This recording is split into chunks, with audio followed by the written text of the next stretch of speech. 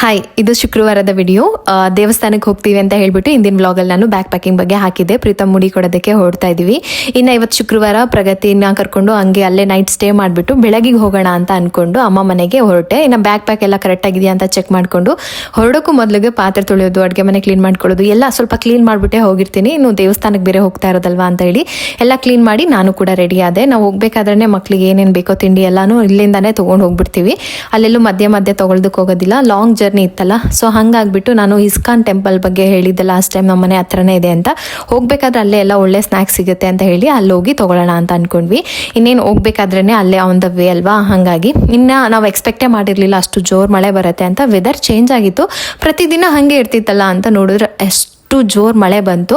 ಇನ್ನೇನು ಒಂದು 10 ಹೆಜ್ಜೆಲಿ ದೇವಸ್ಥಾನ ರೀಚ್ ಆಗಬೇಕು ಅಷ್ಟರೊಳಗೆ ಹೆವಿ ಮಳೆ ಬಂದ್ಬಿಡ್ತು. ಅಲ್ಲೇ ಒಂದು 5 ನಿಮಿಷ ವೆಯ್ಟ್ ಮಾಡಿ ಆಮೇಲೆ ಹೋಗಿ ಎಲ್ಲ ಸ್ನ್ಯಾಕ್ಸ್ ಎಲ್ಲ ತೊಗೊಂಡು ಬಂದ್ವಿ. ಇನ್ನು ಅಮ್ಮ ಮನೆಗೆ ಹೋಗೋಷ್ಟರೊಳಗೆ ಫುಲ್ ಶಾಕ್. ಯಾಕೆಂತಂದ್ರೆ ಅಷ್ಟು ಮಳೆ ಗಾಳಿ, ಅದಕ್ಕೆ ಬಾಳೆ ಗಿಡ ಬೇರ್ ಸಮೇತಾನೇ ಬಿದ್ದೋಗ್ಬಿಟ್ಟಿತ್ತು. ಇದ್ದಿದ್ದು ಮಾವಿನಕಾಯಿ ಎಲ್ಲ ಬಿದ್ದೋಗಿತ್ತು, ಹಲಸಿನಕಾಯಿ.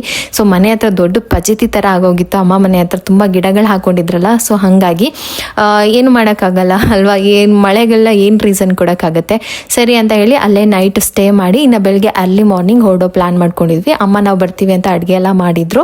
ಸೊ ಊಟ ಎಲ್ಲ ಮಾಡಿಕೊಂಡು ಎಲ್ಲನೂ ನೋಡಿಕೊಂಡು ಇನ್ನು ಹೊರಡೋದಷ್ಟೇ. ಇನ್ನು ನಾಳಿನ ವ್ಲಾಗಲ್ಲಿ full video, long video upload ಮಾಡ್ತೀನಿ. ನಾವು ದೇವಸ್ಥಾನದ ವ್ಲಾಗ್ನ ಹಾಕ್ತೀನಿ.